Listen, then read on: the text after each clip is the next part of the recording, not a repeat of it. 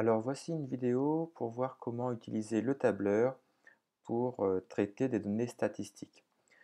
Et cette fois-ci, on va s'occuper de données statistiques qui sont regroupées sous forme d'effectifs. Donc, première enquête, combien avez-vous d'animaux à la maison? Donc les personnes ont répondu, soit ils avaient 0 animaux, soit 1, soit 2, soit 3, soit 4, etc. Donc, si jamais ils en avaient 0, personne qui avait 0 animaux, ben, il y en avait 4 personnes. Personne qui avait un animal, 8 personnes. Personne qui avait 2 animaux, 9 personnes. 3 et 2, etc. Alors, donc du coup, la première question, c'est calculer la fréquence en pourcentage. Donc pour calculer cette fréquence, je vais avoir besoin de connaître le total de personnes qui sont interrogées. Donc pour savoir le total de personnes qui sont interrogées, il va falloir que j'additionne tous mes effectifs, tout ce qui est là. Donc je vais aller ici, puis je vais faire égal somme. Ou alors directement, cliquer sur le symbole de la somme.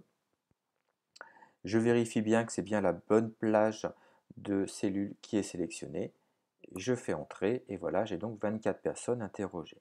Donc maintenant, pour connaître la fréquence, il suffit que je fasse égal ce nombre-là, le nombre, donc les effectifs, divisé par l'effectif total, celui-là, et que je fasse fois 100. Voilà, je fais entrer, donc il y a 16,7% de personnes qui n'auront pas d'animaux à la maison. Je vais faire la même chose pour les cellules d'à côté, mais plutôt que de retaper à chaque fois le égal cellule divisé par cellule et fois 100, je vais faire un copier-coller, donc ou simplement en étirant. Sauf que si jamais je fais ça directement, ça ne va pas fonctionner. Pourquoi ça ne va pas fonctionner? Eh bien, tout simplement parce que le B5 va bien se décaler en C5, mais le H5, lui, va se décaler en H6. Je vérifie. Pardon, le H5 s'est décalé en I5. Voilà, donc là j'avais B5H5, ce qui était tout à fait normal, B5H5, et là ici j'aurai C5, ce qui va très bien, mais divisé par, non H5, mais par I5. Donc si jamais je ne veux pas avoir ce problème-là, il va falloir que je fige cette colonne H, et pour la figer, la technique avec le tableur, c'est de rajouter le symbole du dollar devant le numéro de la colonne, donc devant le H. Voilà. Et là, cette fois-ci, lorsque je vais étirer, eh bien, tout va bien se passer. Voilà. Alors, si je vérifie que ça fait bien 100%, je peux faire un petit test. Donc, j'additionne tous mes pourcentages, j'obtiens bien 100%. Voilà, c'est un petit moyen de vérification. Donc, par exemple, il y a 37,5% des personnes interrogées qui avaient 2 animaux à la maison. Donc, deuxième question, maintenant, représenter ces données graphiquement. Donc, pour cela, je vais sélectionner mes lignes qui m'intéressent et je vais utiliser le diagramme. Alors, voilà, mon diagramme a été fait et puis je me rends compte que ça ne correspond pas tout à fait à ce que j'espérais. Parce que j'ai le nombre d'animaux, le nombre d'effectifs, mais ce n'est pas ça que je voulais. Donc en fait, pourquoi j'ai ce souci-là? Tout simplement parce que ici, les bons onglets ne sont pas sélectionnés. Donc déjà, mes données ne sont pas en colonne, mais elles sont en ligne. Et deuxième chose, la première ligne doit être vue comme une étiquette. Voilà. Et là, du coup, maintenant, oui, j'obtiens bien quelque chose qui correspond. Donc il y aura 9 personnes qui auront 2 animaux à la maison. Il y aura 2 personnes qui en auront 3. Et il n'y en a aucune qui ont 4 animaux, etc. Voilà. Alors, je peux aller plus loin en écrivant un titre. Donc là, je vais marquer nombre d'animaux. Voilà. Je fais terminer. La petite légende pour les effectifs, je peux le supprimer parce qu'on se doute bien que c'est les effectifs qui sont là. Et voilà, et du coup, je me retrouve avec mon diagramme. Voilà, donc j'ai choisi de faire un diagramme en barre, j'aurais pu faire aussi un diagramme circulaire. Alors, deuxième question, troisième question, calculer le nombre moyen d'animaux dans chaque famille.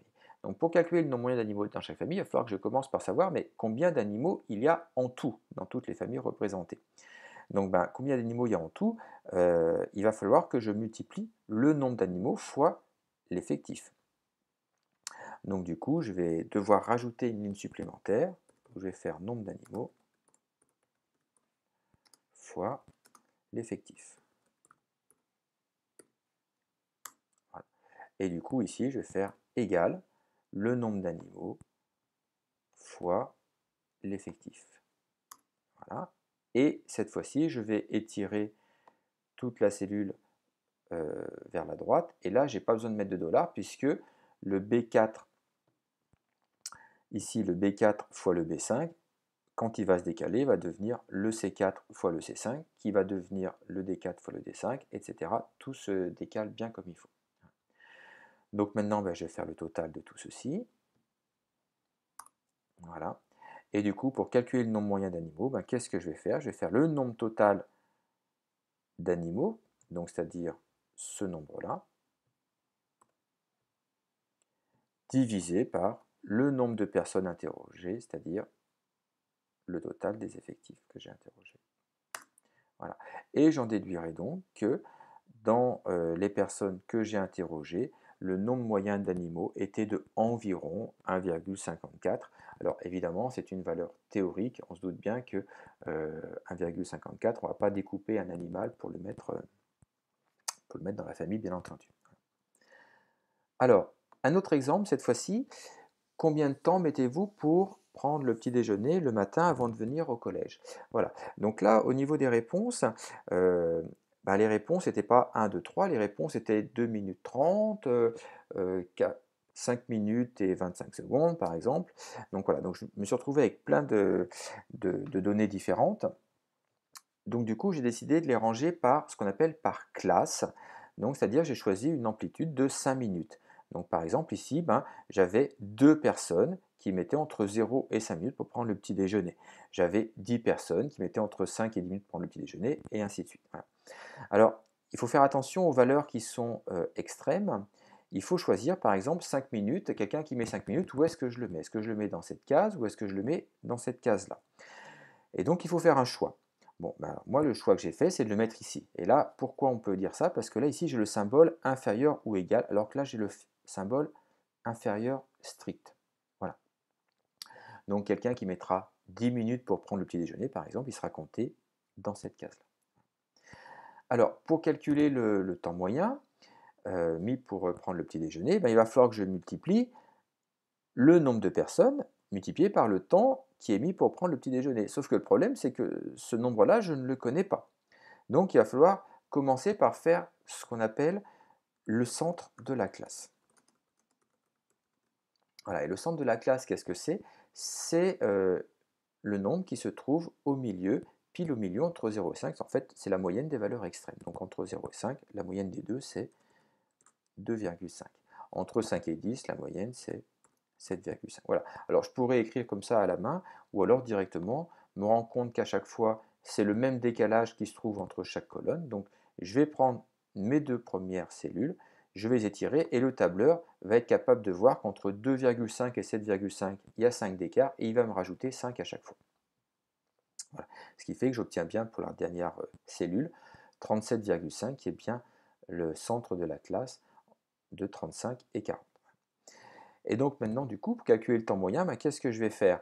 Je vais faire l'effectif fois le centre de la classe.